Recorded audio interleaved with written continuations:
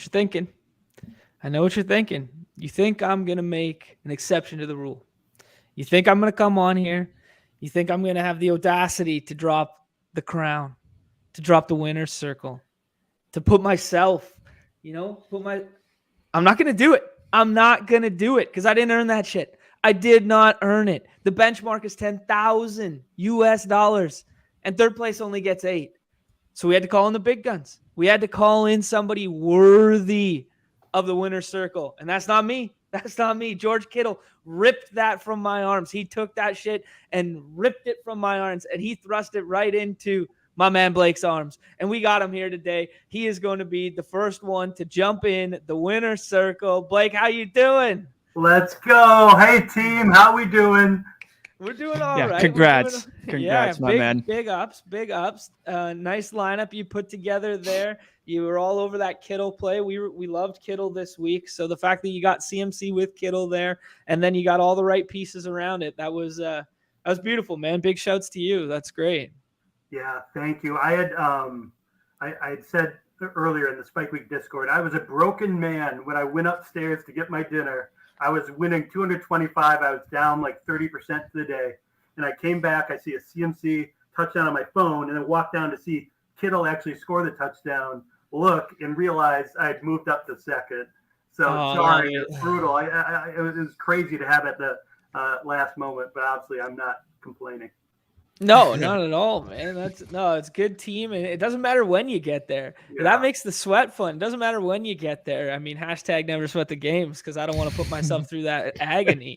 But like, holy shit, that's great, man. No, congrats on that. That was a beautiful lineup. We'll talk through the lineup a little bit in a second. Do you remember when you drafted it? When whatever?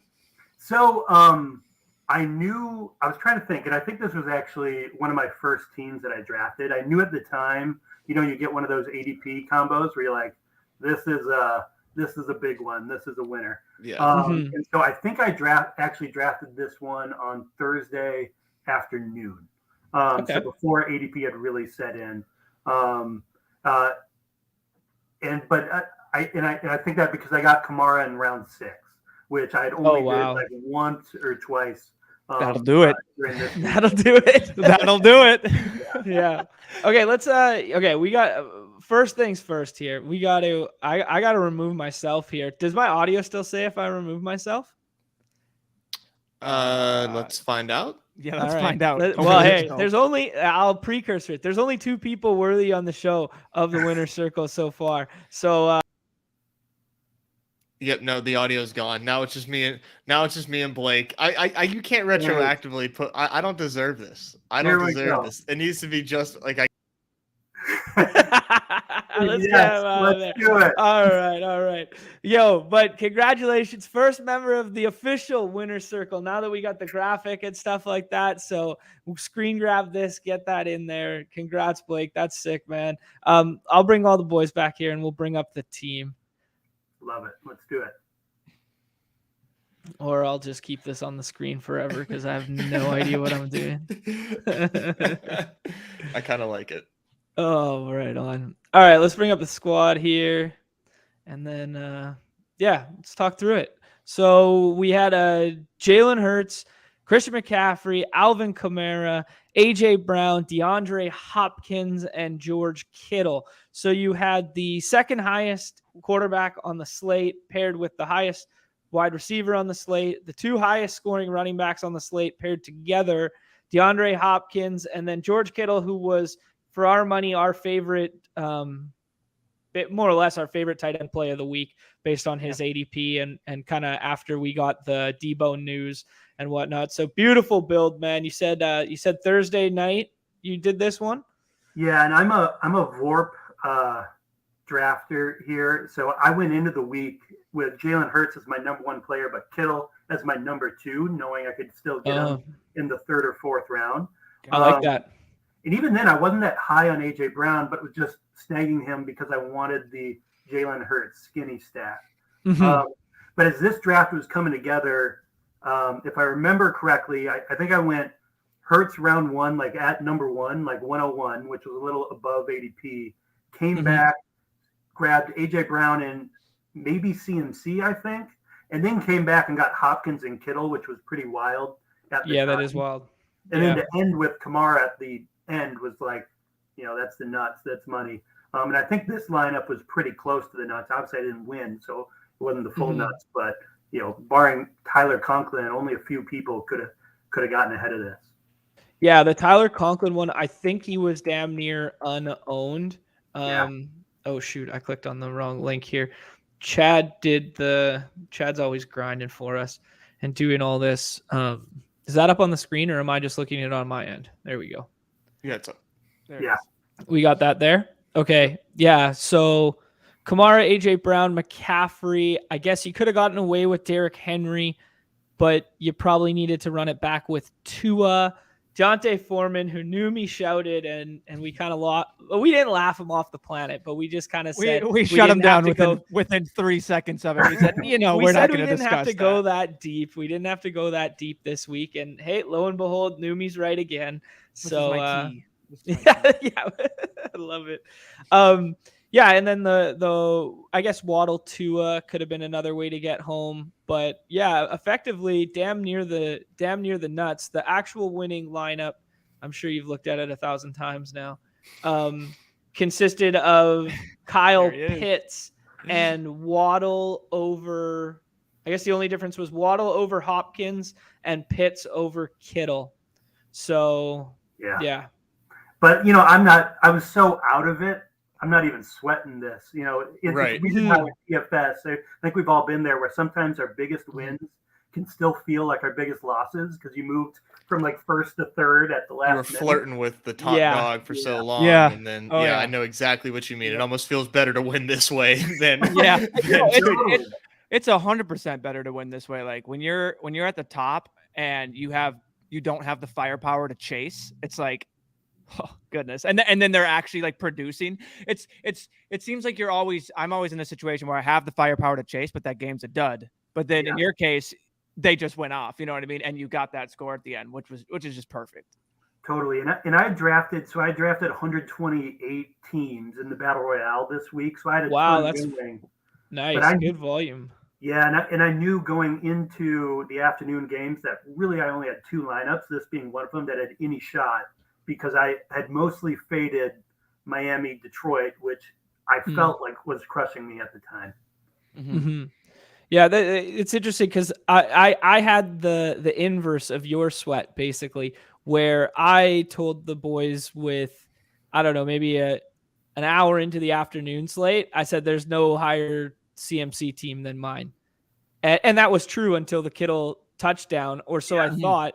And then when the stats updated after CMC's third touchdown, this guy came out of nowhere. BRN DXQ came out of nowhere, and I was like, "Holy shit!" Like I must have missed it. I guess I no, didn't look. Dude. I will say, like this has happened. It's happened. I said it on the show. Like I scattered the leaderboards like in 30. I went through every lineup. I mean, you know it when you're doing it like 10 times. You're like, okay, did I miss anyone? No, I'm good. I make sure I check everything.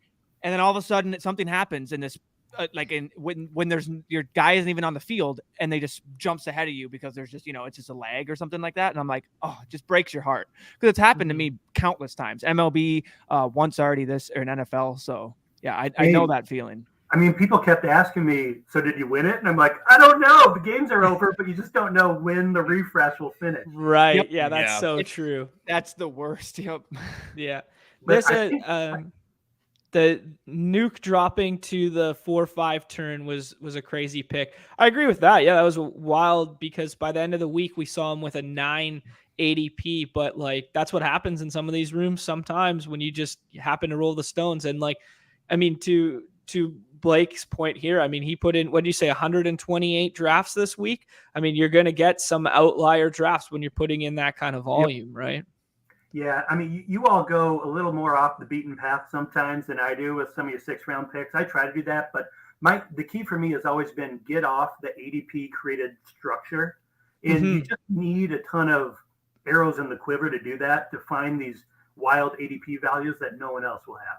Yeah, I like that. I like that approach a lot. And I mean, we've talked about that, how like how are you going to get different with this lineup? Well, maybe you got different in this given construction by finding players that were in a unique combination because they were so far outside of ADP range, or maybe you got unique by pairing Kittle and CMC together, because not a lot of people would, have the kahunas to do that necessarily, eating each other's volume. Yeah, all in all, beautiful team here, Blake, and great cash, man. I also want to say a lot of people would kind of go out of their way to, maybe they weren't this week, but just to get that bring back of that Steeler too. I saw a lot of that, add Freiermuth on there.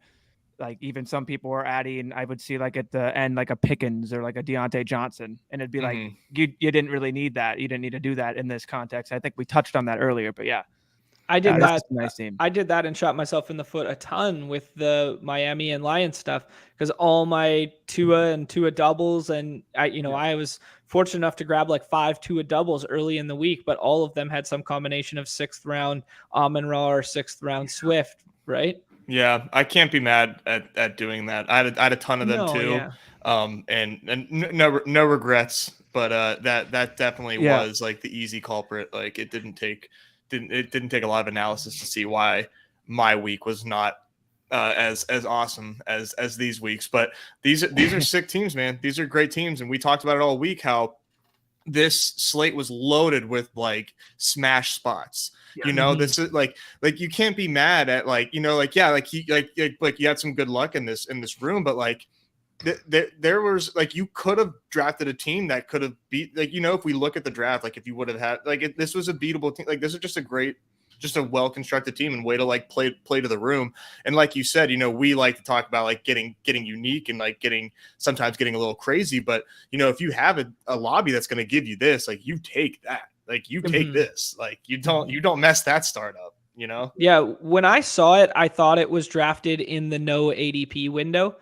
That's kind of what my inclination was, because DeAndre was falling a lot in those rooms, and Kamara was going routinely in the 6th before ADP, because mine was before ADP.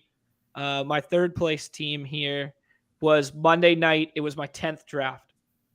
And this was the Dalton Schultz pick here was Darren Waller.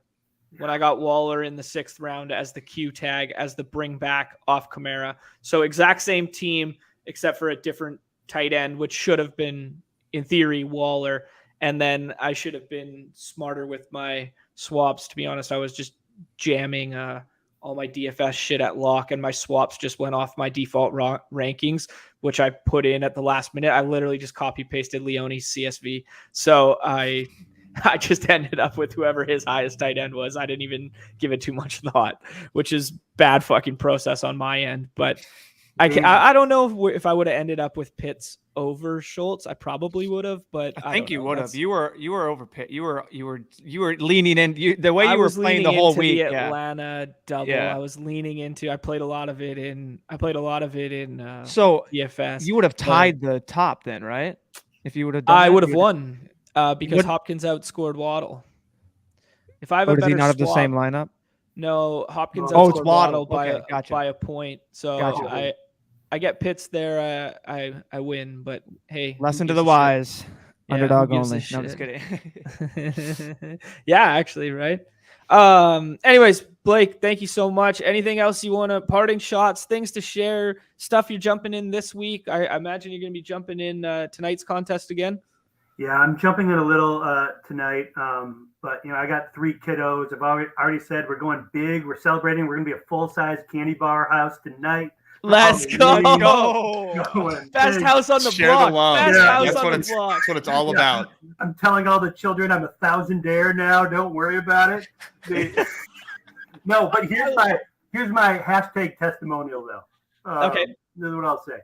I've been playing DFS for like 5 years, and I feel like within DFS discourse, the conversation right now is the games are too hard.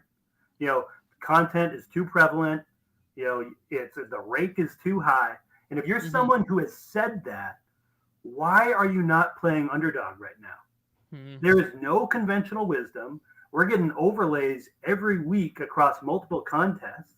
You can't find any content besides the Badge Bros in Damn Spike straight. Week, I mean, this is the time where we can build our bankrolls.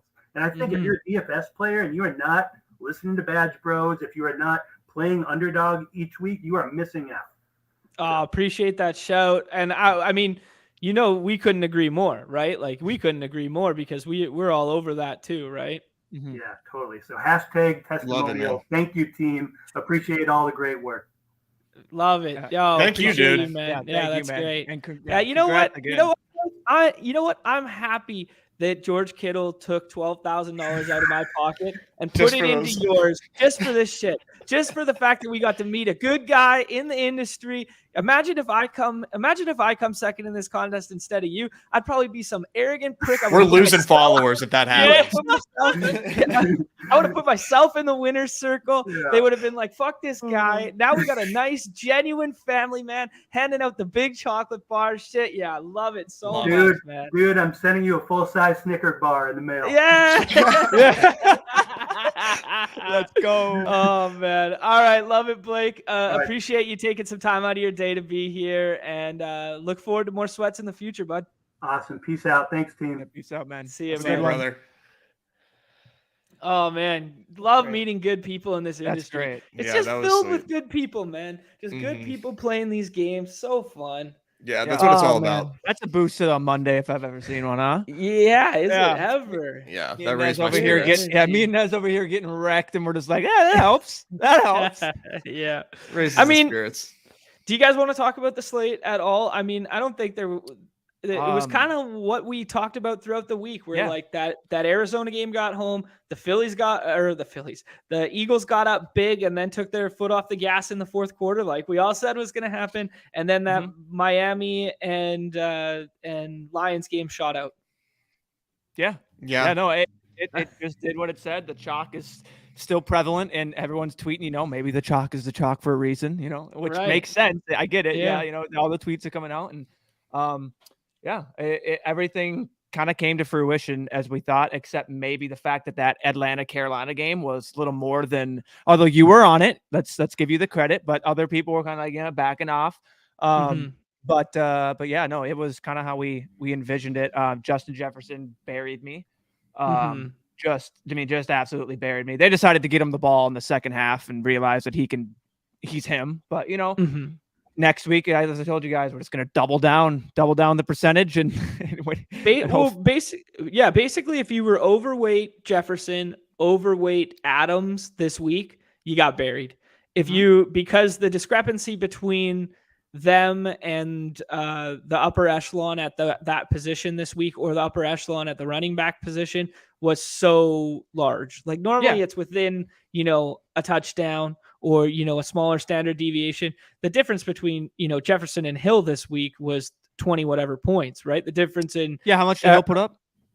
26 or 20, something like that. 20, so maybe not quite. 14 points. Jefferson, I think, managed 12. I think he got 12 out of it. Okay, so 14 points there, but then Adams was the killer. I mean, I was on the wrong side of that Adams. I thought he was going to have if you paired that Kamara or anything from that with Adams, or really anything from the Raiders, you were dust. So that's what I did a lot of. Yeah, you just needed that one-off Kamara. And then I had quite a bit of Taysom Hill too. But I mean, he was leading the team in rushes at one point, and I think he led the team in rushes. It was Kamara was just getting all the receptions. So like, Taysom he didn't kill you if you had him. But yeah, no. I mean, if you look back at it, it's not bad. I mean, I'm still fine with my process. The game we looked at, everything was perfect. I mean, at one point it's set up for Thanks, Bob. Me and Silas were talking. The Vikings game set up for, they flipped the script, and all of a sudden it looked like the Vikings were going to need to pass because the whole thing changed, and and then we just kept running it down their throats with Dalvin Cook. So yeah, other than that, everything hit. And Nez, you have I needed a little more. I needed a little more Dalvin at the end there. I don't even know how much Dalvin put up. I was in first in the DeBomb for a bit there with this team. And Dalvin had the 22.6, and I needed him to keep pushing at the end there. That's a sick team too. It's a nice one. Thank you. I think that's the one you sent us right away, and that you're like, this one looks like it's it, or something like that. Yeah. Oh, did I? Yeah. I sent it, and I said that not a bad way to spend $100. I don't have any strong takeaways here, truly. Oh, go ahead. Sorry. No, go. Sorry, I was like lagging and then I stopped. Yeah, no strong takeaways here. Like what killed me was DeAndre Swift. Like I went in on him. And he did not get like any rushing volume. Yeah. Like the usage was like fine long term, but just like on the short term slate, like banking on him being able to get me home. Obviously didn't quite work out. But that Deontay Foreman pick here, like this was a really nice goal line stand team here. Like the Jimmy giving you 17 was obviously huge. To be honest, I did not look at the goal line stand until right now. The Daily Dial, friend of the show, that's sweet. Yeah, he's offered to do some Best Ball Resurrection stuff with us in the past, and we just kind of haven't been focused on the daily stuff. But yeah, really nice build there with like Jimmy for free in the last round. He gets the mini with Foreman and Pitts. You get the 2 alpha wide receivers right off the top paired together, and then the Ayuk basically, pivot off CMC, pivot off Kittle, and streaming, like pumping up draft boards as the Debo news unfolded, right? This is a very nice, very strong build in the 12-man. Yeah. As you can see, I did not do very many of the 12-mans this week. I was trying to jam them in, and like they just take so long to fill, and they take so long you got to jump on Paul or Silas, or it's mainly them that'll post like luckily one more, like 1 more, 2 more, and then I see that and I just jump right in and just jump like, in. Yeah, that's otherwise I don't sit. I'll reg for these, forget I regged, and then like 3 hours later, it's like your draft is about to start. I'm like, oh god, like I'm in the grocery store. Okay, like let's. I autoed a couple there. Yeah, I autoed the double tight end one. Yeah, so I autoed a double tight end one, and then I got another auto double tight end somewhere. Yeah, I autoed another double tight end one just because I was like, I wasn't paying attention. One thing that I think that's like interesting is like I'm wondering if we could, like, I know we don't want to do too much hindsight analysis, but if we could go back and look at like Tony Pollard's situation. Granted, like running back is like kind of weird in like these contests because like you're really only taking 12 at max in a lobby, but like should we have been like on Tony Pollard more than we were is like something that like I'm like wondering with myself given I was like, pretty heavy. I was off. I was not on him at all. I kept taking the other running backs there. I saw the projection and I went full, you know what? I'm just not going to do it. And he just kept getting steamed. He was the most steamed player and like by like multiple round, and like in hindsight, that wasn't great. That was probably bad process. But I mean, I was my stance I was taking was Tony Pollard basically failing and the Detroit Miami game failing. That did not happen. I still had my shares. I think I had whatever many teams. No one cares about my team. Out of 100 teams, I had like 10 Tony Pollard. It should have just basically I think it should have been 0 Tony Pollard or with the field. I shouldn't have just kind of done that middling stuff. I don't know if I look back at the process, but yeah, it was it was tough. I don't necessarily mind that. Okay, let's I was totally off Tony Pollard. So if not going off that, I think that was just bad process. Everything lined up. You know what I mean? Like the whole thing lined up of him smashing. So let's talk about Pollard first. I said to you guys in the morning when I sent my pre-morning notes that his ceiling was 16 touches. He had 16 touches. He turned those 16 touches into 3 touchdowns. It's the thesis of the play is that they were going to potentially blow the doors off of a very bad rush defense that we saw get shredded the week before. And he had the backfield to himself. He's still not like that 20 to 30 touch guy. If you could get him in the 6th round, yeah, it made a lot of sense. Or you could get him in the 5th round, it made a lot of sense. But we isolated very early in the week how strong the running back grouping was this week. So we focused, most of our attention on the front end. And then we ended up on the back end with like more Kenneth Walker, more of that magnitude. I don't think that was necessarily bad process to be Kenneth Walker over Tony Pollard. I think Tony Pollard got so damn steamed in the DFS streets because he was 6,100, right? Like, I think that was where the helium for Pollard. Now, that doesn't mean he wasn't a bad play or whatever. I think he was a really good play, and he was a really good ceiling projection play. My only issue is like revisionist history is like, well, we have to look at the context of the entirety of the slate on our site. And the context of that was there was probably still 12 running backs we liked more. That was kind of my thing. As I kept having these other running. I normally snagged a top running back at the top, or I would go back and get. I really liked Raheem Mostert. I was over Mostert. That was my thing. Was basically just going Mostert over Pollard. That was probably and here's another point that Chad brings up is he moved 18 spots in ADP. So you had to make a concerted effort to keep grabbing Pollard if you wanted Pollard in that middle tier. So he wasn't free anymore, and you had to make the concerted effort to take him, right? Mm-hmm. Exactly. Yeah. Shout out friend of the show, Ron Stewart here. Part of the Underdog Incubator program, does a lot of content. Go check out his channel. He was sweating the games with us a little bit there in the Twitter DMs and whatnot. Really nice build. He basically just had the Kyler Ertz mini instead of having the Hertz with AJ Brown, and that was kind of like the difference maker for him. And then Henry falling a point or two, I think, behind CMC basically is all it takes for you to slide from second to seventh, right? A fraction of a point kind of deal, but a very nice build, a very strong team there as well. Anything else to add on this previous week's contest? No, man, I just feel like for running back, like there was a lot of like options to get you home, but wide receiver, it was very like you had to be on like only like a handful of guys to really have a chance. And I just like I had almost like no nut pairings. You know, I was just like I was thinking Olave, I was thinking Amon-Ra, and it just didn't get home. And like now I'm like really wondering like what the hell to do with the Raiders, because I do think part of it was like Devontae Adams was sick, truthfully. Like I think that like him not practicing and him recovering affected his play. But also, you were right about that the whole way through there, Nez. But also like Josh Jacobs didn't do anything. It was just like a really poorly coached game against like what was in the past few weeks and very not good defense with the Saints, and McDaniels just like couldn't do anything. They didn't. I forget the exact stat, but they like never crossed like the 50-yard line, I think, or at least like not until like the end of the game. So like that's just a team that now that sucks, because it's like, how can you as a player trust them? And that's a team with weapons. Like that's supposed to be a team that we should feel good about, that they give us players to draft, and now it's a team that's hard to trust. You know, there's variance there, there's leverage now, but like you got to feel you got to deal with the way that it makes you feel. And that's no, tough. for sure. Yeah, no, I fully agree with that. I mean, they're just a bad football team. And like, is McDaniels fake sharp? Like, is he like, he was like renowned as being like this offensive guru. He goes somewhere, he's a head coach. He's bad. He comes immediately back to the Pats.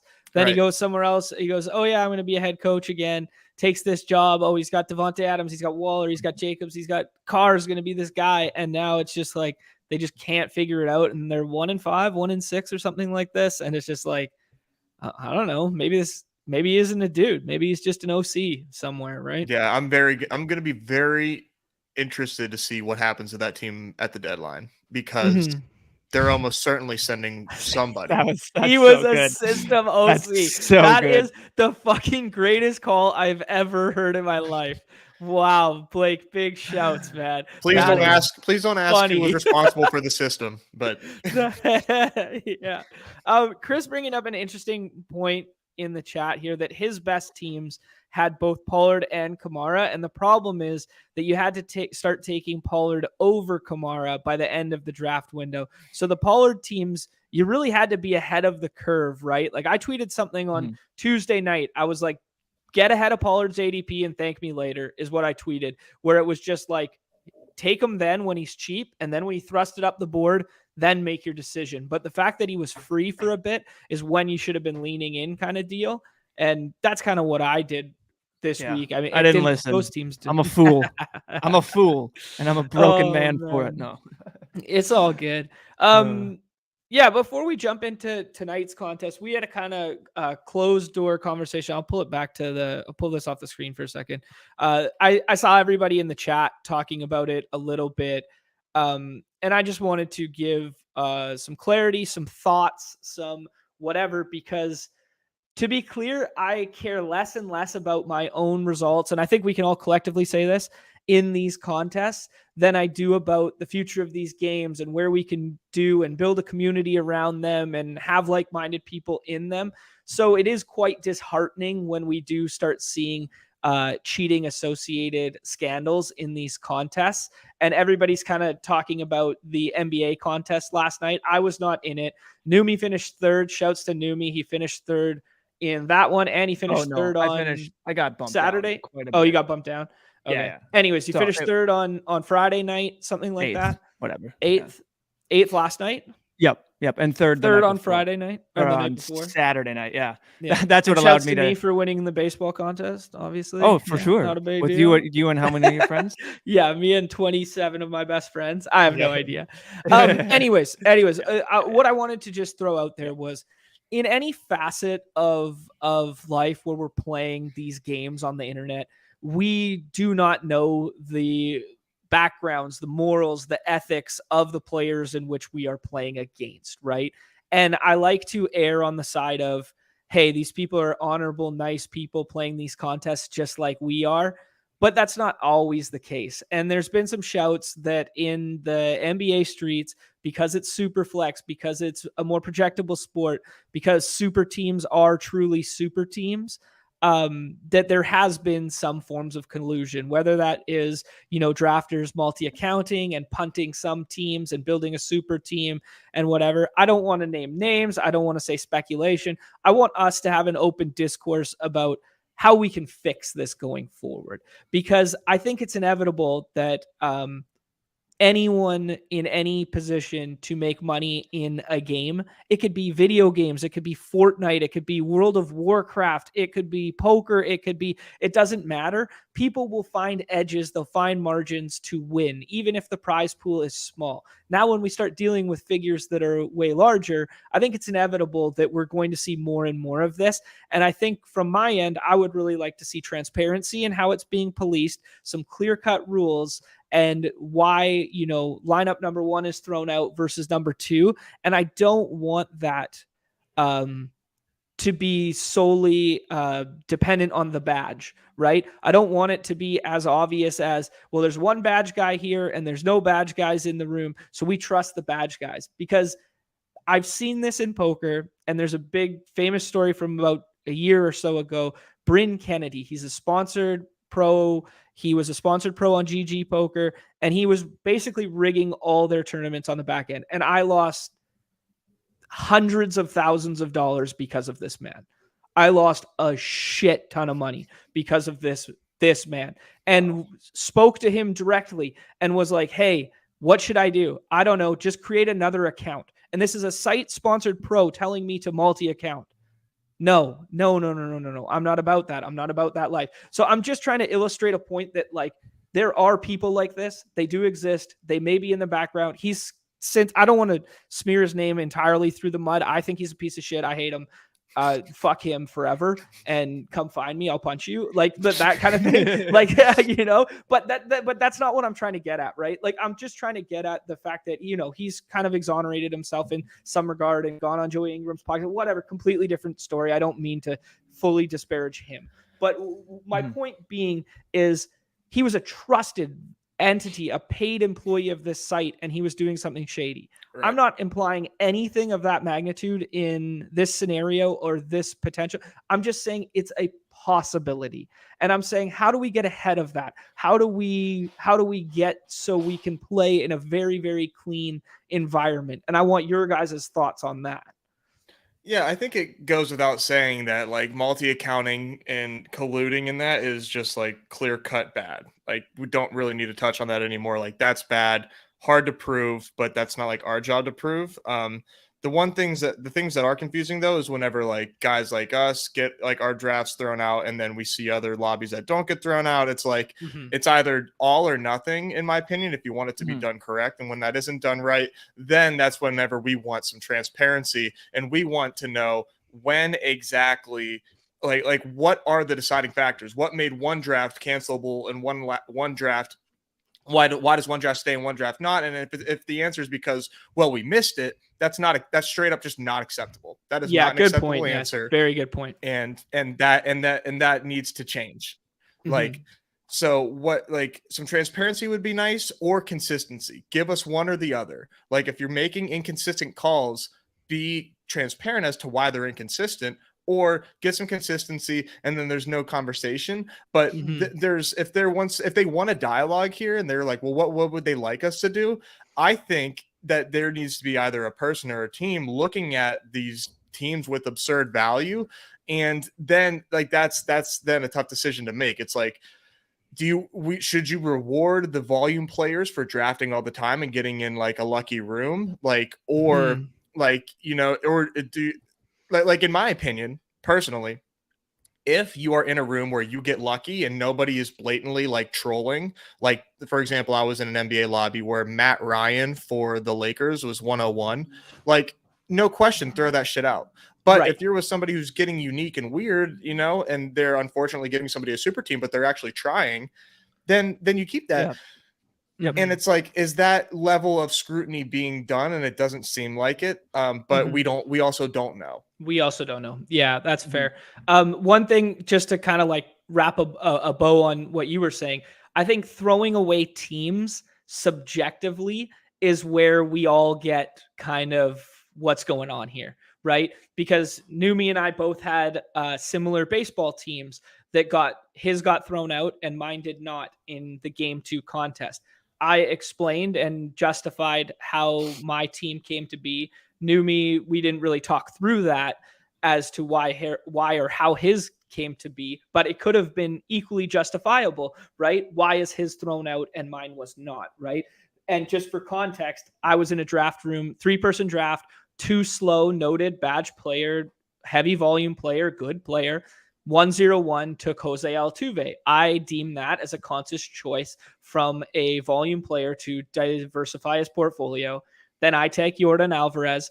Then recreational player at 3-4 takes the 2 players who homered the night before, right? Takes Tucker and Real Mutu, which leaves me with Harper, who was also down further in the ranks than both Tucker and Real Mutu. So it's conceivable. Takes Harper. And then he makes a concerted effort, too slow, to then pick 2 Astro right-handed bats, opposed to taking the lefty in Schwarber, and I end up with Schwarber on that team. Bust, sir. Schwarbust is what I like to call him. Yes, and of course, this didn't matter because this team didn't end up mattering. But on paper, was it probably one of the best teams of the night? Yeah, I don't know. Should it have been thrown out? In my opinion, no.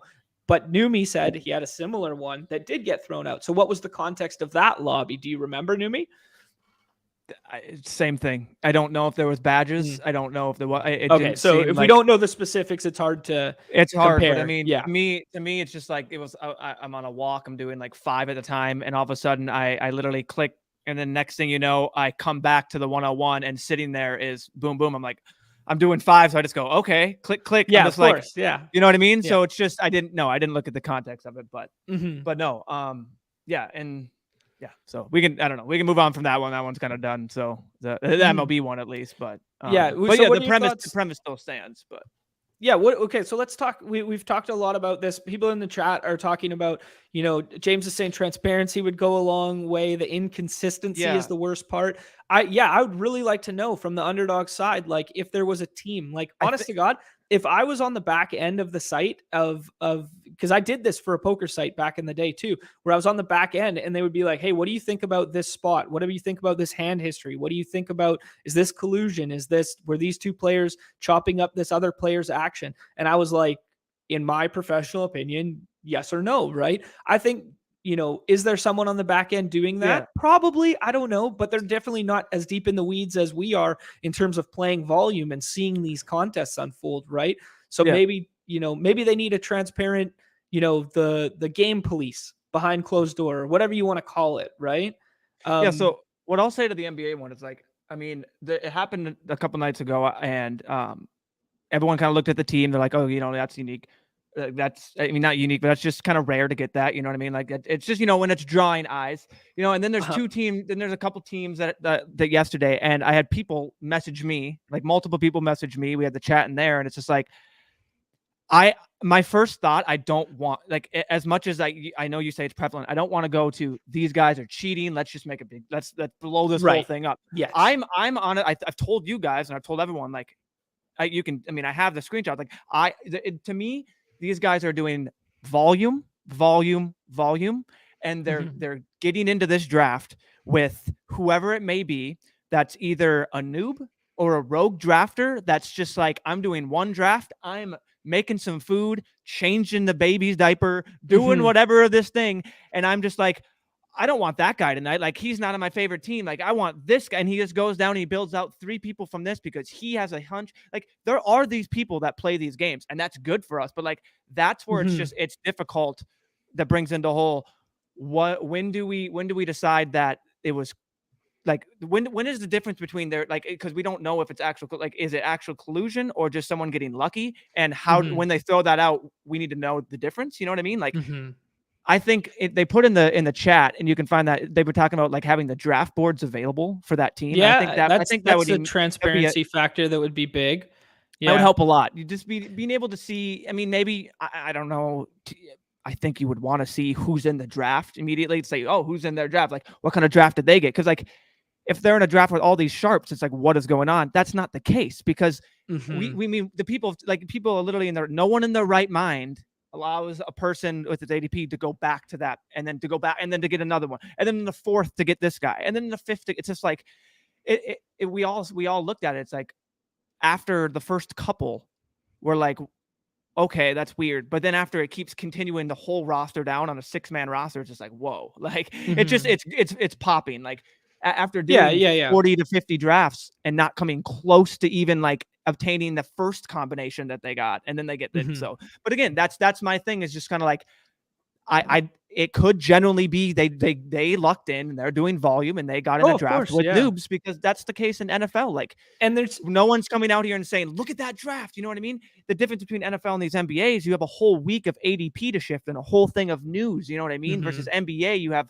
the pre-night, which would be nice to know if he built this the night before, which still, I don't understand how that even relates because of the ADPs, but yeah, it's just, it's that factor. But I think seeing the draft boards is something that I never thought of, and that would be an initial good, like, first step. I think that's a good one. I think like VPN protection and make sure multiple accounts aren't in similar locations, or making sure like I that have a stuff's VPN, pretty. And it doesn't let me do anything when I have it on, because I have a VPN to watch. Like, there might be people smarter that have VPNs to backdoor tap their way into multi-accounting on computers. To watch the Twins on MLB because they black it out. So, but yeah. So you're going to jail now. Just reported you. Terms and services of the MLB. Anyways, I kind of want to just get the ball rolling and talk about this, right? Because it has been something, and my problem is, if I'm going to be, this is what I've said in the past, where if I'm going to play a slate, I'm going to play a slate. I'm not a guy who's going to fire 1 or 2 bullets. I'm firing minimum 50 if I'm playing that slate, because I recognize the power of volume in these contests. Unless it's a single game, unless it's a 9 max, unless it's a 3 max, something like that. I recognize that volume is king in most of these formats, especially the 6-man ones. But if you de-incentivize me to play volume by throwing out super teams, why the fuck am I playing? Right? No, exactly. So that's where we blur the lines between. I think it's obvious. It's also way more of a basketball and sometimes baseball thing, or more, or even small slates than, like, it's not like a main slate NFL problem. You know? Yes, I agree. But that's also is masked by how much variance is in football. It's not as projectable as those other 2 sports. So that plays some role in it too. Doesn't mean people aren't trying. I mean, but I agree with you. No doubt.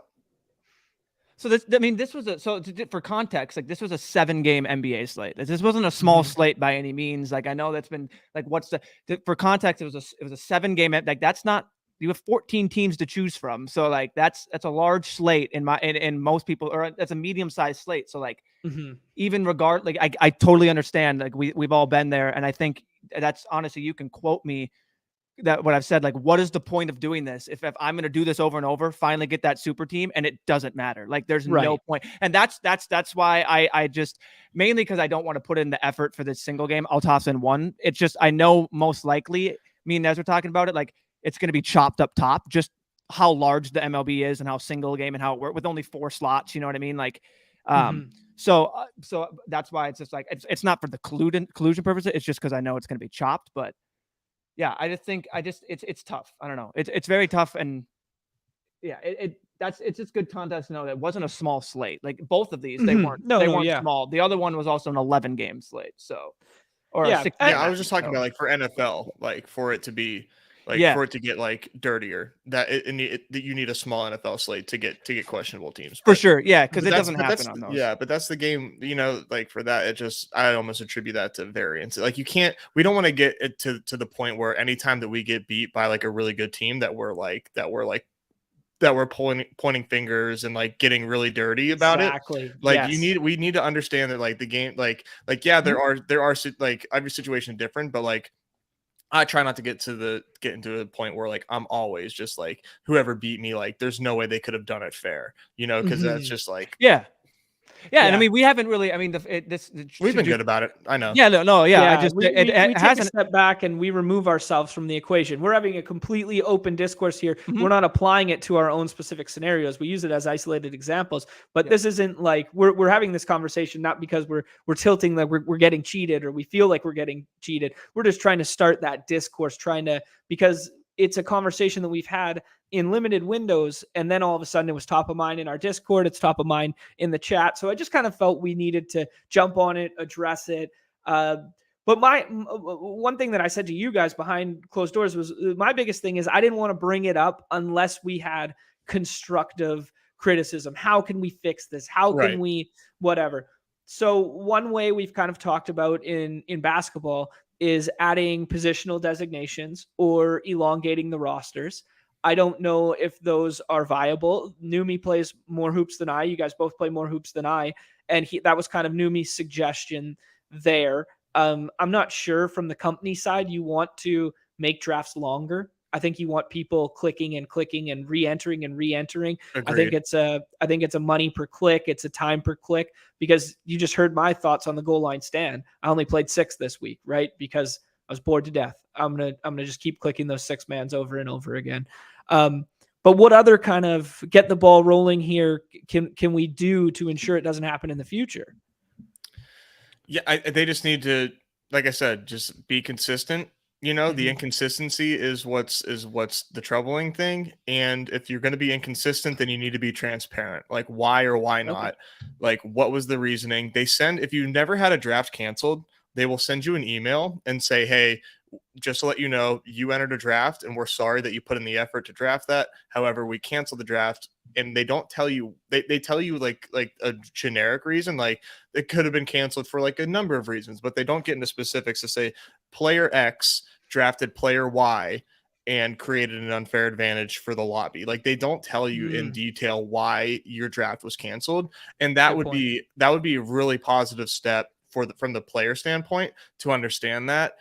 So that would be my big thing. And then, like we've said, we're talking about lobbies knowing for a fact that weren't canceled versus lobbies that were. You know, that's just something that there's nothing left to say to there other than, like, it would be nice to have an explanation from the company. That's really all you can say. And from there, you just got to, you know, move on to the next slate.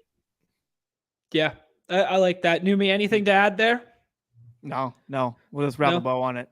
Yeah, I kind of agree. Like, it's one of those sour points to talk about from the games that we love from our end, but it's also something we have to address. Like, we have to talk about it. We have to provide our feedback, constructive criticism, because we want this shit to grow forward. We want this to be the best possible platform to people to play on, because we know it is, right? We know it exactly. is. And let's make it better together. And this is how we do that, by having the tough conversations, right? Exactly. So, yeah. Hey, Bob, appreciate this show. Love Underdog. Fucking love this show. Yeah, we fucking love you too. This has been a lot of fun. This has been great to get all this support. I mean, we got 35 live viewers right now. we started a month ago. This has been beautiful. We got so much support in the Discord, people sharing their teams, people sweating together, people congratulating one another, just good, positive vibes community, right? Yeah, no, nothing to say. No, yeah. No, I was muted, so I'll just say to that point, everyone liked the video. And then I'll say that, and to Chris, he wants the growth, he wants bigger contests for daily, and he wants people to not be scared. So the reason exactly. I'll wrap just quick. I'll wrap the bow, but we just want these contests to be as big as they can, as best as they can, and to continue to get better. So that's why we got to have these conversations. We don't come out here just immediately thinking about it, but that's what I immediately laughed. You son of a bitch. We colluding tonight. Fuck no, never. Collude against your own exposures. How about that? Look at your own exposures and oh, that's so great. Yeah, anyways, appreciate all the kind words from everybody, and let's turn the page. Let's focus on tonight's I think we've kind of soured a little bit on hoops right now for a minute, so let's focus on the foosball tonight. What do you guys say to that? Let's get into that, because baseball unfortunately is looking at some rain, so I'm not sure how that could affect the contest itself, but it definitely makes it less fun to draft knowing that they're going to be playing through some rain. Yeah, that's a good point. Yeah, I mean, what do we got tonight? Did you check the weather report? It's gonna rain. Is it yellow, orange? You know what I mean? Have we checked that far? No, they can play through it. It's just like a little ugly. And we got a little sweat it's tonight. In Philly, right? Like it's the 2-3-2 format. Correct. Yeah, they're in Philadelphia, and it's it's orange. Syndergaard versus McCullers. Yeah. How just much of just real quick, just Rangers the leverage. It's Ranger Suarez. You know what? Are you talking about your own fantasy teams again? Yeah, here's Thor. Here's Thor for game 3. Here's Thor. But this is, maybe that's a silver lining, because Ranger will get a nice bright and sunny day tomorrow, huh? Anyway, continue. Yeah, hey, I don't know who wants to see Ranger Suarez tonight, because I sure as fuck don't. Yeah. Oh wow, bro. I want to see Lance McCullers, baby. That's what I hope he gets shelled. I hope he gets absolutely shelled. Hey, you know what? Looks like it's getting chopped, huh? Like no matter what at the end. I don't think so. There's some teams that I've looked through it. There's some combos that have got some I'm not telling you, if Ranger Suarez comes and puts out a Frammer thing, my teams are gonna shoot up the board. And it's because Nola and Verlander putting up that, and then Wheeler Wheeler didn't put up that great of an outing either. So anyway, it's just like them kind of going down it's really interesting. But anyway. All right, nobody cares about our fantasy teams. Who cares about baseball? Let's talk about football, because God bless America. Let's go. If God bless America, then we're talking America's game. What are we talking about? So America's pastime. This is America's game is football. Hand in the dirt, touch some soil. Tell me some shit I should be looking at tonight for this contest. I did 5, 6, 7 of them this morning so far, and it's very interesting. Every room's been slightly different. I've gotten Jalen Hurts at 4 in rooms where people have pushed up the AJ Brown coming off the hot game, and then someone's gone, followed suit with T. Higgins, followed suit with Mixon, and then I've ended up with a Jalen Hurts at 4. I've seen Jalen Hurts basically be the consensus 101 in the majority of drafts outside of that, and I kind of agree with that line of thinking. Where are you guys coming off right now?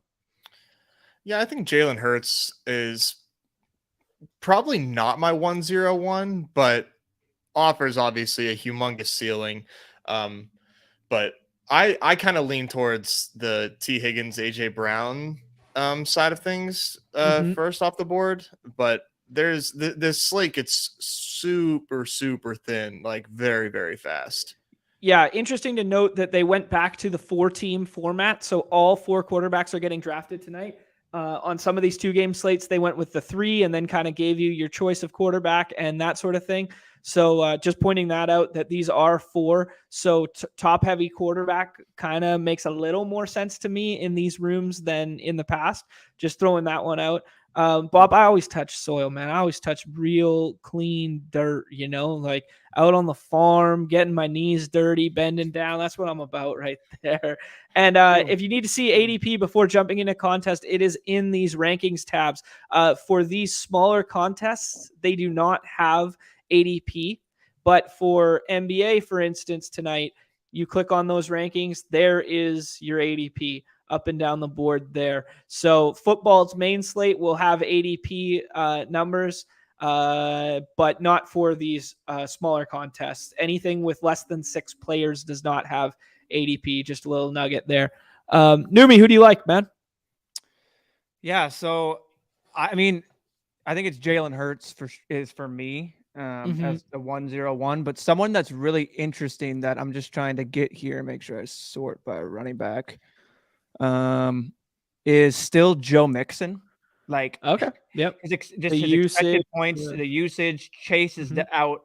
So I think a lot of people are going to be forcing in, okay, we're going to get Higgins, Boyd, Hurst, rightfully so. People are going to maybe mix in the Mike Thomas. I don't know.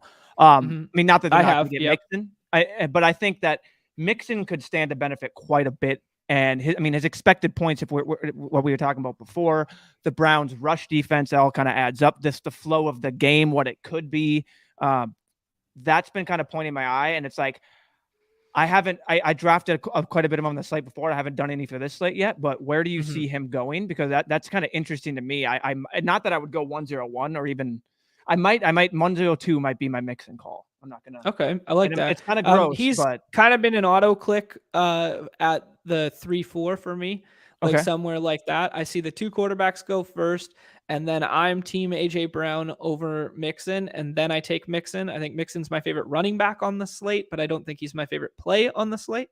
That's where I've been going. Nez, what do you think? You agree with that, or you like something different?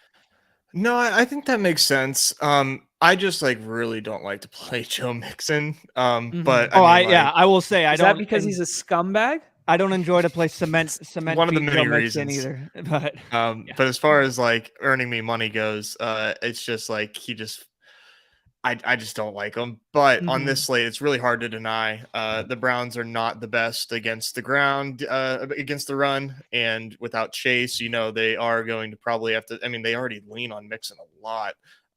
So you got to think that they would be leaning into him more. I haven't checked the.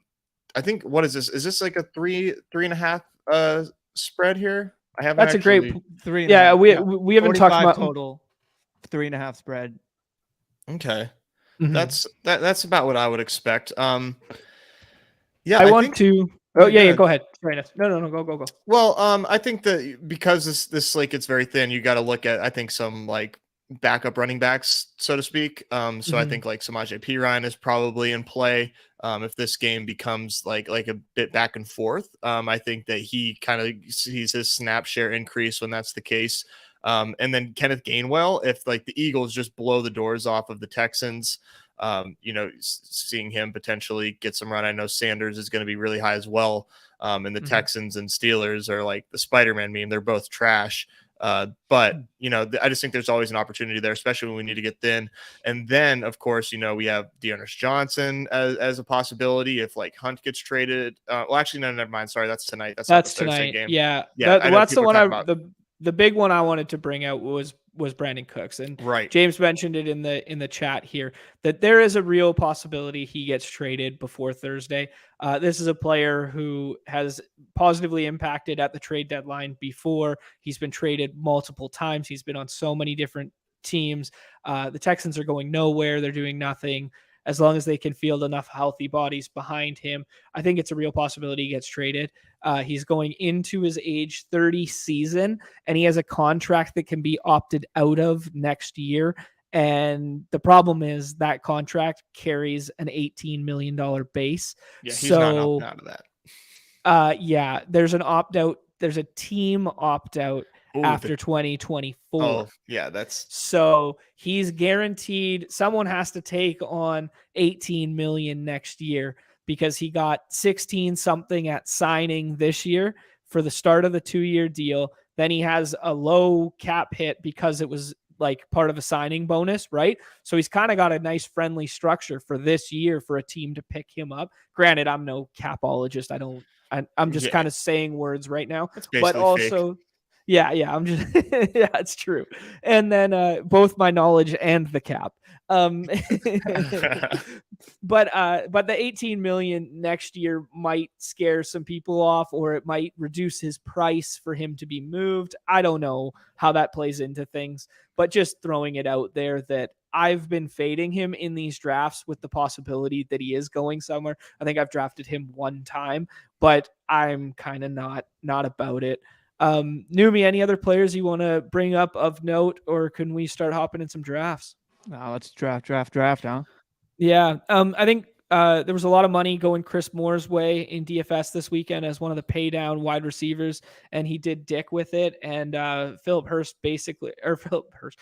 Dorsett basically had the exact same role as him this week. There's some interesting names in the Philadelphia backfield that I would like to bring up just in general because of their propensity to blow the doors off of a team. And then we saw basically no Miles Sanders and no Jalen Hurts in the fourth quarter this week, yesterday. So I think there is definitely, yeah. Anyways, what are you guys sending me here? So that first, I don't know what the second link is. The first link was it's just we talk about Kareem Hunt. So I was just sending you things. You didn't have to post it on there, but yeah. But potential to be traded, or what are we looking at? Yeah, it was just Tyreek Hill posted a thing, miss my bro, and then this guy posted a per source. I don't know who he is. I'm just looking at that. Just fun thing. I mean, you didn't have to look it up, but okay. About potential smoke around Dolphins. Smoke around Dolphins plus Kareem Hunt. And then yesterday, we probably already know this at 5 a.m. yesterday. It all coincides with Schefter saying Browns are willing to grant Kareem Hunt's trade request. So interesting. Well, it's interesting because they clearly liked Ernest Johnson because they put the non-tenured free agent tag, whatever that thing is, on him in the preseason, where they basically said we need a first or second round pick for Ernest Johnson. And it's like, well, what the shit? He was a free agent like half a year ago and had 2 good games. Like now all of a sudden you want this like this two second round pick for a 28-year-old running back or whatever the hell he is. I have no idea how old he is. I just literally made that up. But but like in my mind, it's like I like Ernest Johnson in best ball, and I like him as like a late round pick, and I liked the potential of Hunt being traded and that opening a door or pathway for him. But like, come on, man. Like who's trading for Ernest Johnson? Someone's trading for Kareem Hunt, and that's about it. Yeah, he's 27 next year, and he's just got like a 1 year, $1 million deal. I don't know, something to think about, something to potentially mix in at the back there. This would be a really strong running back slate if it was only a 3-teamer, but the fact that it's a 4-teamer, it gets thinner in a hurry here. So if you're mixing in some floor running backs on the back end, make sure we're painting those narratives, right? We want to paint the blowout narrative, paint the whatever. Yeah, it's pretty funny. Bob's bringing up the fact that AJ Brown got the random drug test in quotations after the 3 touchdown. Man, he would have had 4 too. He stumbled. I know. In the third there. Yeah. That would have just been too much. Like it would have just completely brought down the stadium if that happened. Oh yeah. We got a friends and family draft here. Whole bunch of badges jamming out. So this is some true sicko stuff. Badges doing what badges do best. Yeah. Let's check out that. Andy Reid said Kadarius Toney is healthy and ready to practice, and we look forward to getting him in the mix. Let's go. I look forward to that too.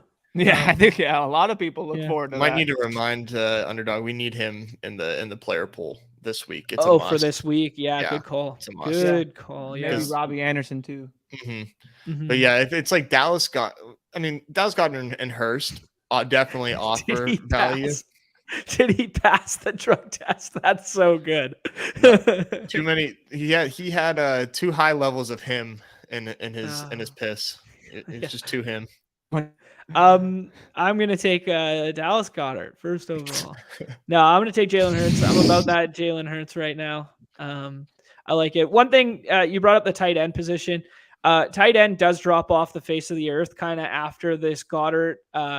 we're kind of projecting Goddard, Hurst, and Bryant to be kind of like standalone usage guys. We haven't seen the Harrison Bryant in full effect. He's a former Mackey Award winner, has some potential receiving prowess and upside, but who the shit knows. And then Hurst and Goddard. But then once you start getting into the tier of, wow, we just got Mixon to fall all the way in a badge-fold room. Mixon fell all the way back to us at pick 8. Wow. I mean, Very that's a no-brainer. Yeah, no, I don't really like Mixon too much. No, this is like an interesting decision point. This is a very interesting decision between this. I literally was just going to say, what would you do here? Would you prioritize a stack? And if you did, would it be the tight end or Devontae? I think I'm going to prioritize a stack here, and I think I'm going to prioritize Smith. Okay.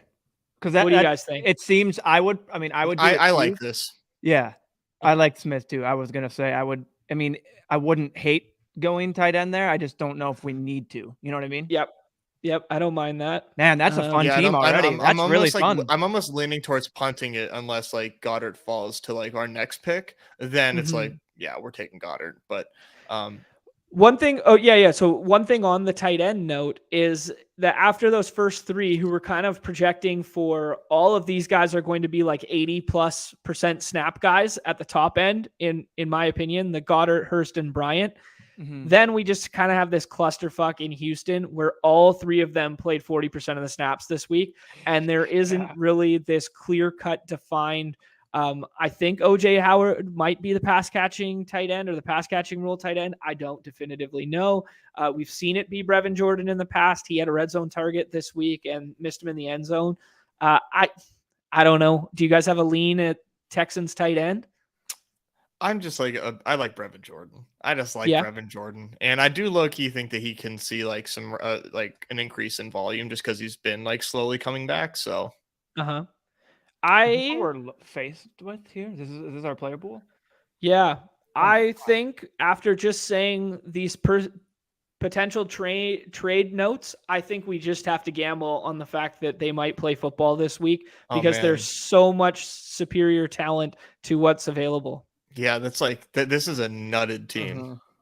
Like this team's beautiful on paper, but there's also an explanation as to why it's occurring this way in a sharp room. Is these guys are kind of, hey, they recognize the disparity at tight end, so they're getting ahead of the tight end. These guys are punting quarterback at the back end because it really doesn't matter between the other 2. And then they're basically leaving on the table for us the 2 guys who could potentially be traded. So while we do look like we have some form of super team building on paper, and I do love the look of it, there's a real chance that we end up with 2 swaps in this lineup, right? It's a very high variance team. And old John Boy loves his fucking variance. Give it to me, baby. Gotta lean in, you're like baby. that. You're like that. You're like that freaking meme of the kid with his like with the big forehead and the veins popping out, and you're just like leaning into the variance and lean into the variance. All right, so you like Brevin Jordan. We heard Brevin Jordan's name there. Numi, do you have a lean between Akins, OJ Howard, and Brevin Jordan? No, I like Brevin Jordan of all of them. Like if you want to just go who what do you think? Because I know Nez said. There was a lot of talk in the past last year before they signed OJ Howard and whatnot that Brevin Jordan was going to be a dude. He was going to be a pass catcher. Yeah. He was going to be their athletic pass catching tight end. So I do like that narrative. I mean, he's seen 4 targets in each of the last 3 games or whatever. I mean, read into it what we may, but he does seem to have the most consistent usage role between the 3. I think maybe OJ Howard has the higher ceiling. We've seen the 2 touchdown explosion game from him. We haven't seen it from Jordan yet, but I don't have a strong lean either way. If I'm stuck with last tight end tonight, I'm routinely just flipping a coin, hitting that random number generator, doing what I do, I don't have a stance, to be honest, between those 3. I think that's fair. I mean, that makes total sense. It's just like hoping one of them pops for a touchdown. And it probably makes the most sense to take OJ Howard, who I would bank on being by far the least drafted out of those three. I think Brevin and Akins is like a toss up because those are names that people sort of know. And then they obviously know Howard's name too, but I think that he's not going to get clicked nearly as much. Yeah, I think there's a good point there. The other thing with tight end on the Browns there is we're not definitively sure. We're sure that Bryant will have more of the pass catching role, but when it comes to just a little end zone dump off, if they have a third guy active, I can't remember his name right now. I was looking at it earlier. They had was it active? Pharaoh Brown. Brown is a Q tag right now. If Pharaoh Brown is active, they're another former Texans tight end on this slate. We got 4 Texans tight ends on the slate. Great stuff. Just I don't know, something to throw out there that there's a possibility he is active tonight. He could see a red zone look or two play. The fact that they don't have Njoku playing so far. Where did I missed tight end here? I missed tight end. He played 18% of the snaps, 27% of the snaps prior to Njoku's injury. Just another name of a dude who's on a field. Shout out Jesse James. He's still on the squad. Yeah, Jesse. He's out. Never mind. He's out. Mm-hmm. You guys want to run back one NFL, one hoops, and call her a slate, or what?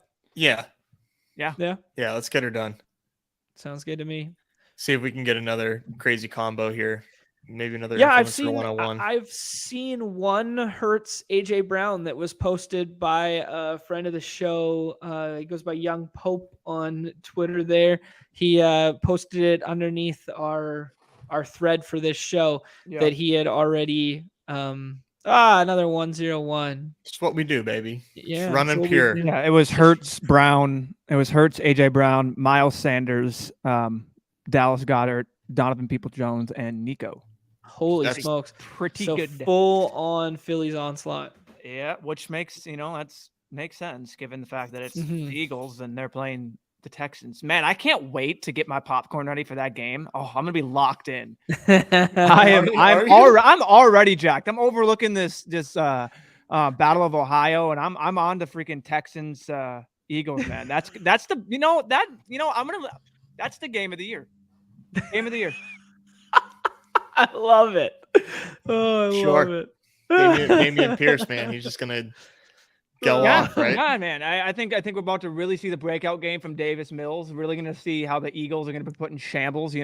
I can't even go on with it, man.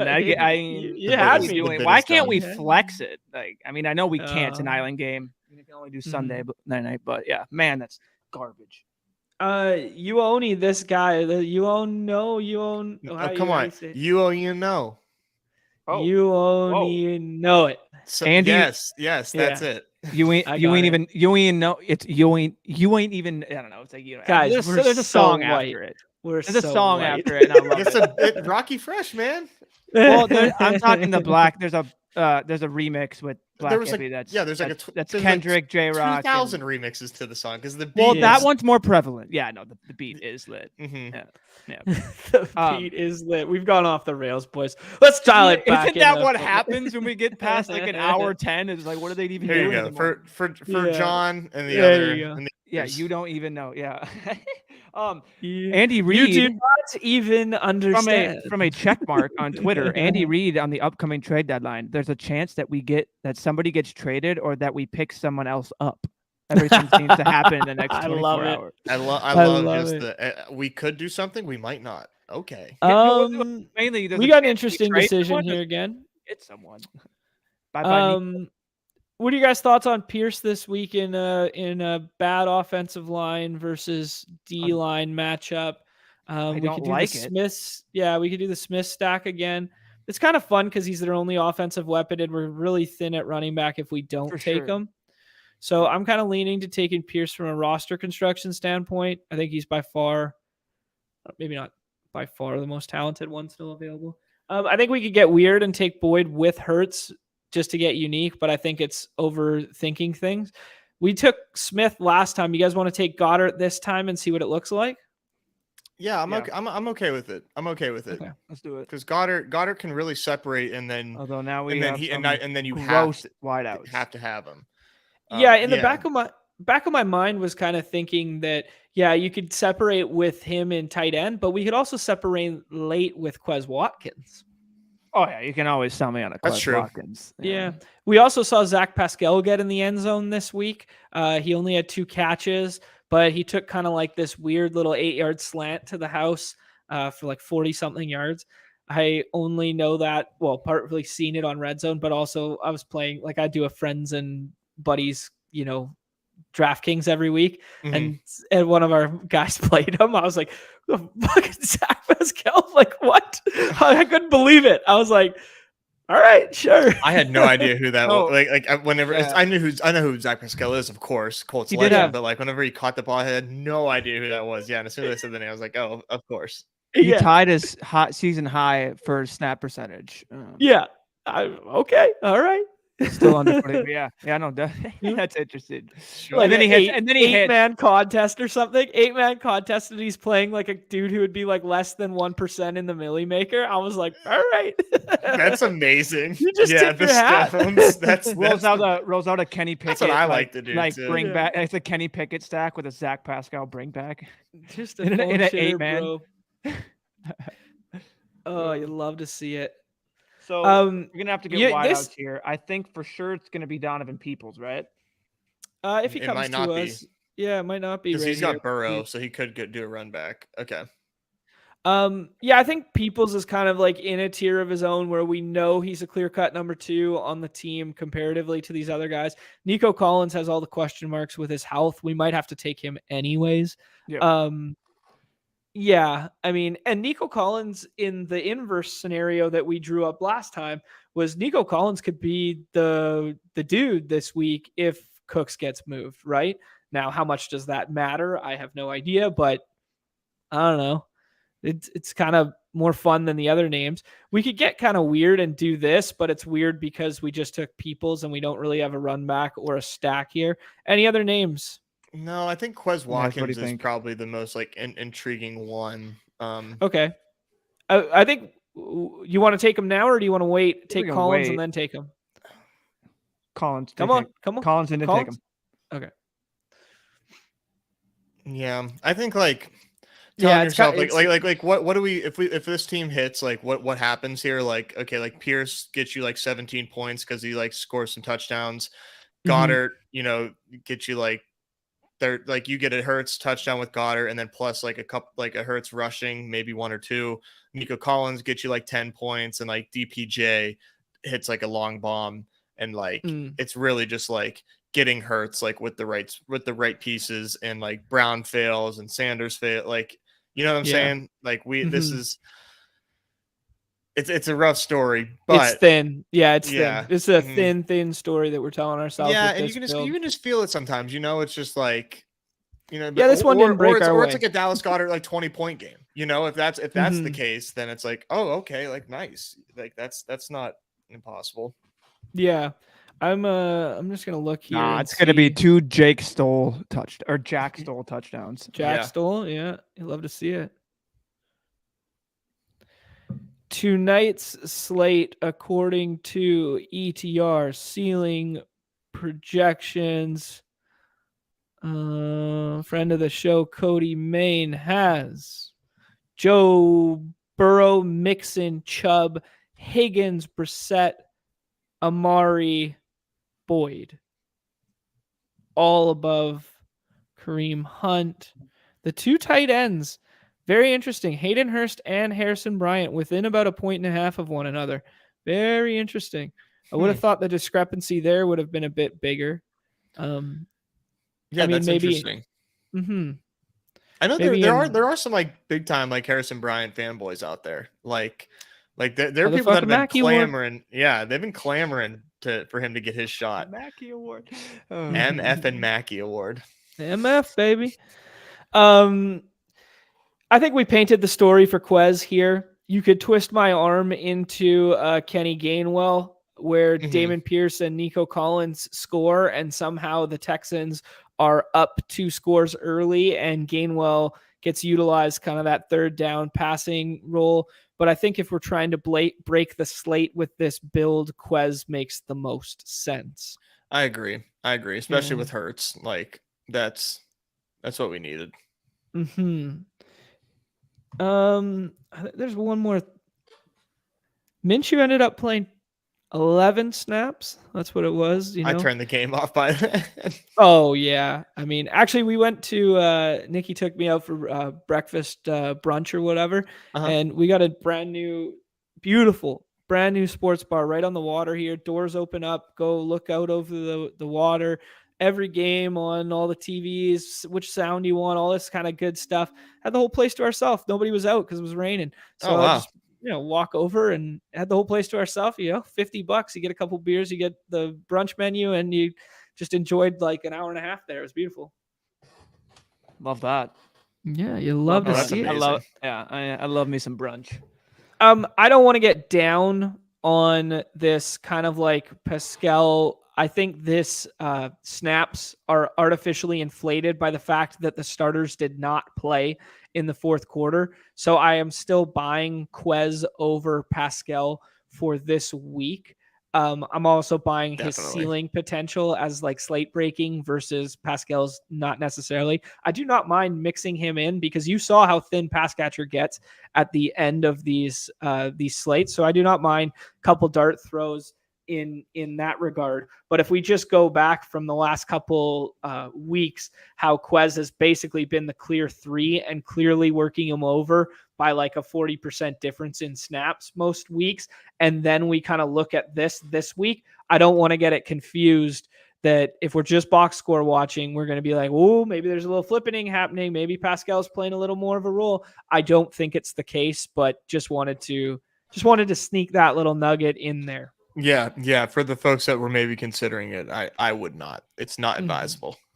Yeah, and then the other narrative with the running backs on the Philly side is if it's trailing script or neutral script and mixing third downs, that's Gainwell.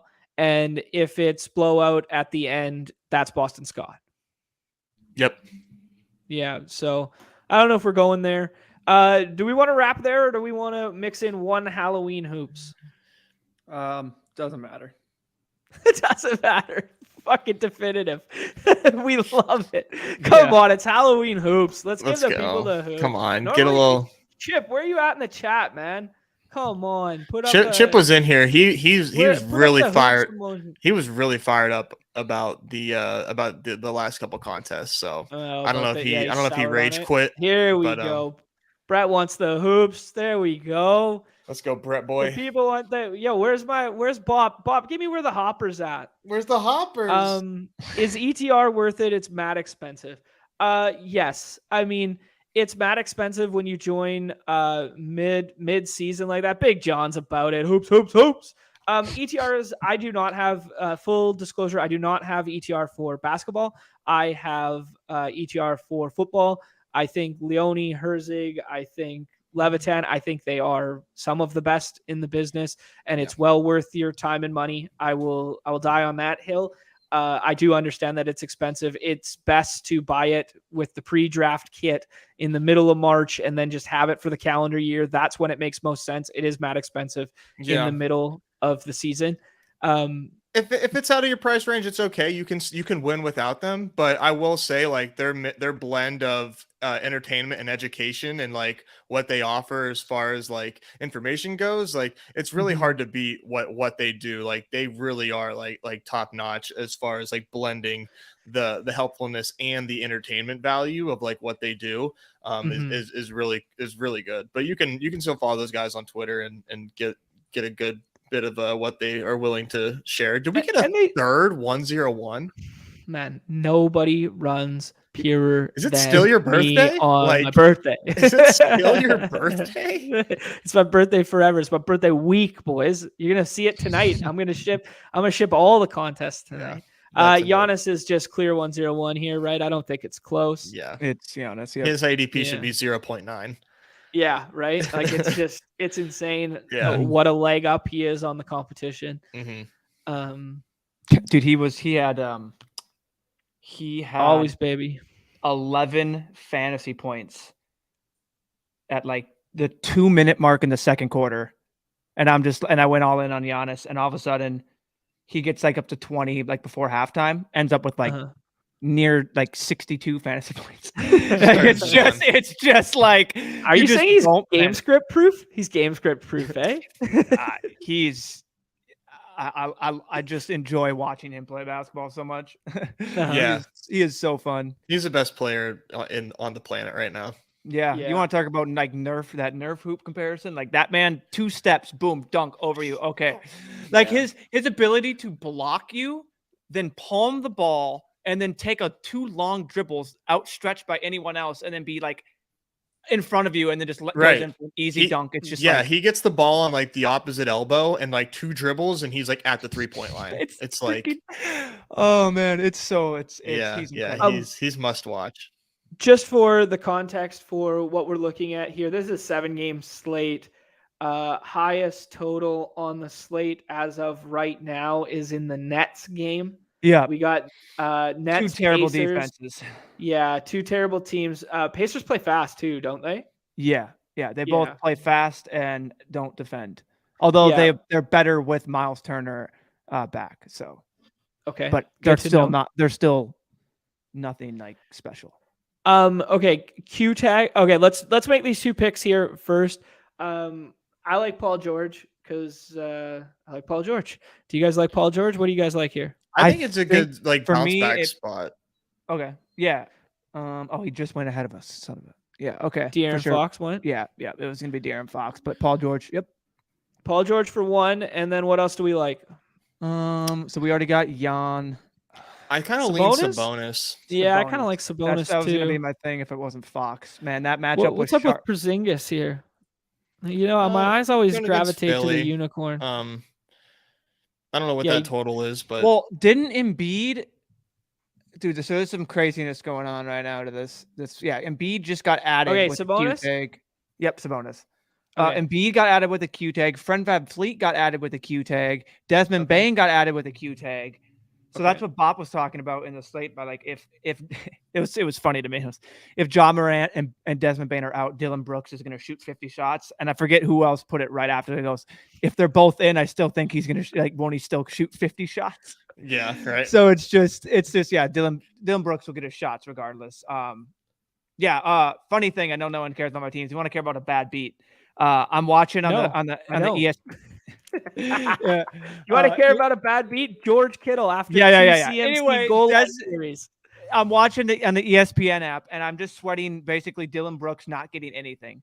And he turns the ball over, and I'm in second. And this is like the Saturday night thing. He turns it over. I'm like, bet. I'm sitting there for 5 minutes as it's not uploading. I can't watch it. I'm just like, what is going on? Finally, I see coach's challenge overturned. So I'm like, okay, so he didn't get the turnover. They have the ball. Immediately drains a 3, Dylan Brooks. After there was 19 seconds and they were down, but they would have literally taken out their starters. Drains a 3, so they still have a chance. And then I just get pushed down, and I'm just like, oh my god, that is pretty gross. It's like 10, okay, 50. I'll give I'm you like, that. yeah. But anyway, it was funny. But no, this slate is some shenanigans going on, just with who's going to be available. And that's what I'm trying to get a feel for right now. I'm just looking at that Underdog push. I got the push notifications on for NBA because I'm a hoops guy now. So just getting a look there. Drummond didn't practice. We got practice notifications, health and safety protocols. I'm not seeing anyone big yet. Victor Oladipo out. It's just the midday question marks for illness for Embiid, VanVleet, and Bane. Okay. Yeah, interesting to note that the Embiid one is an illness, not an injury. So, I mean, I'm always make of it. Right. Yeah, exactly. And I leaned into, I mean, Brett saying here that he'll take Embiid risk at 106. I mean, I tend to agree with that. I mean, I'm not a doctor. I don't know shit about Embiid's personal health right now, but it's the same thing as the Devontae Adams one. Wow, Porzingis almost made it all the way back. Oh, yeah. I think for me it might be Miles Turner, although I think someone will take him, so that's why we can get Miles Turner here and then decide between whoever. Okay. So I'm and good did with Scotty Miles Barnes Turner. go? You don't even know. Good pick. Okay, Scotty Barnes. Yeah. What about like Heald or Kuzma or Hayward? Like that top 3 seems pretty nice. I like Hayward. Yeah. Like Hayward tonight. You're not feeling Buddy? Which one do you guys want? Buddy with, is that negative correlation with Turner? I don't think it is. Like we can do Buddy. Let's do Buddy. Let's fucking do Buddy Heald, man. This guy used to be. The Nets are lost, man. Yeah, no, and that makes perfect sense. Yeah, I was just kind of going like, because highest total on the slate. Is the next highest total on it? Is the next highest the Kings and Charlotte? And I would think the only reason it wouldn't be is if like Charlotte was. They just don't think Charlotte can score. I see Kings Charlotte as the next highest total. Sacramento -3. Yeah, that was. And then Utah Jazz and 231.5. What about Jazz and Grizz? That's got to be up there. The perfect. Yeah, that's up there. I think. Jazz and Grizz 3rd or 4th. Right? I am seeing 229.5 with Memphis being 2-point favorites. Here, I'll go to so they are the 3rd highest total on the slate. Yeah. And that was my same thesis was the Gordon Hayward, just high total, but that Buddy Hield for sure. Yeah. By a pretty good margin, it's the Nets and the. Where we come out on this? Any math taking Hield's minutes there? No, yeah, for sure. But I still think. Well, I don't know if he's going to take his minutes. We can look at his game log. I think he's just the usage is what I think Buddy's still going to be on the court. Maybe not. Mm-hmm. Maybe I'm wrong with the minutes. I'll have to go check here because I'm probably talking out of my ass. But I know he eats into some production for sure. I mean, Buddy's still getting 32, 33, 38 mins. So, I think it's really the production that's taken, and it's all really with what's Mathurin doing. Is he on? And if he's on, he's going to shoot. He's kind of like now that Dylan Brooks of that team, where he's going to get his shots over Halliburton and Hield and those guys. But yeah, Hoops guy John was scrolling the Kings looking for Buddy Hield. It checks out. It just happened last year, so I still sometimes go. Where's Buddy, man? I'm missing him. I knew he got traded. Bonus. I know, just one of those brain farts. Such a weird trade that was. I threw a name in the chat. Yeah, all right, because I know just Brett. What up, bro? I know you're here. I know he's here. Big fan, man. Just a fan. Yeah. Man, so come. This is a safe space. I do like that for sure. Another one that's interesting to me, because of the potential Van Fleet. You don't even know it. He's on here again. Stop it, OG. Oh, he took. Sick of just Brett. I just put OG in the private chat, and I didn't even want. Oh man, good picks, sir. You're on it. He's on it today. He took the OG pick from us and the Scotty Barnes. Yeah. Yeah. I mean, yeah, because they don't have Pascal today, right? Am I? Yeah, Fred VanVleet's out, dude. That's a good pick. Yeah, he's out big time. If he's out, then it's Pascal and Fred VanVleet. But it was a midday questionable. So I still have Pascal in. No, am I crazy? Yeah, it's like Siakam's not out. Is he out? Siakam went 7th. No, Siakam went 7th. Okay, who are we taking here? Give me a name, guys. I had him. I clicked him out. I like Sengun. Yeah, Sengun. I was bad. Yeah. My bad, chat. Jalen Green plays some hoops, huh? He's a gunner. Yeah, I like me some gunners. Me too. Good. Hey, Halloween hoops. I got a take on Halloween for you. If you're over the age of 30 and you're not getting paid or laid or dressing up for your kids, you don't fucking dress up. Nope.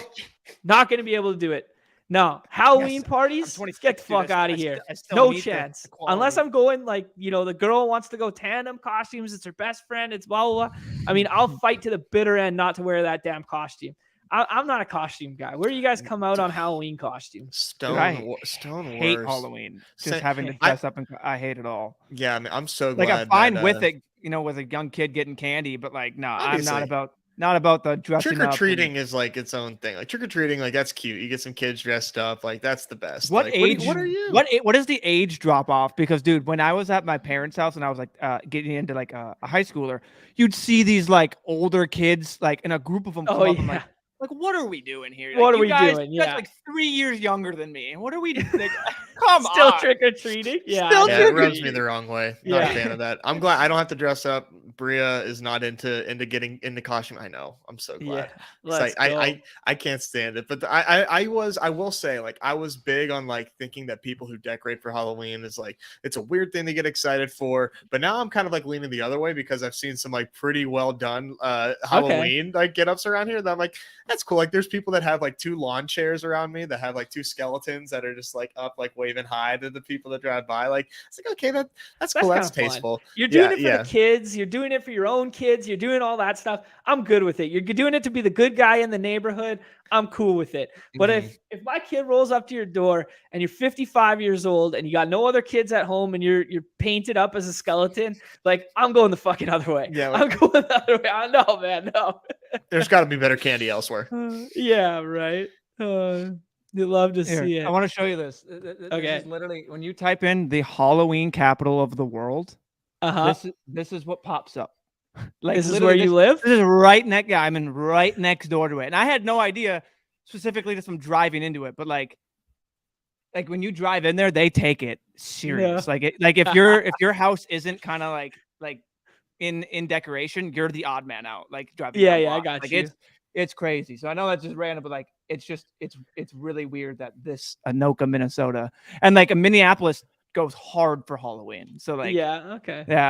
So I don't know. Thing. I just saw like every person on my Instagram in like their mid 30s where they're like still single or they're still like that sort of thing, and they're just like out on the town showing the costumes off and like they're just throwing up flares, right? Prayers to them. Yeah.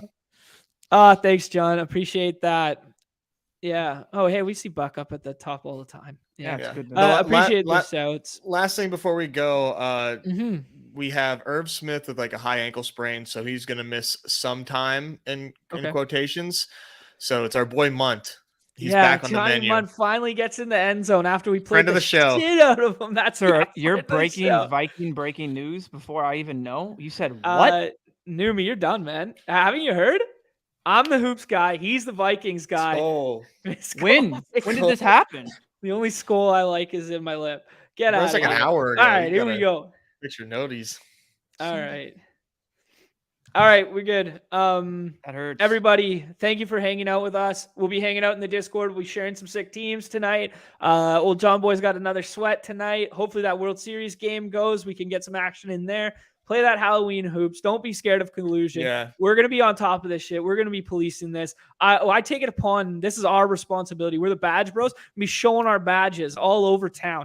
We'll be like, hey, show me that draft board. Show me that draft board, right? Like we're going to be all over this. Thank you guys for hanging out. Love you hanging out with us too, Brett. Thanks for being in the drafts with us.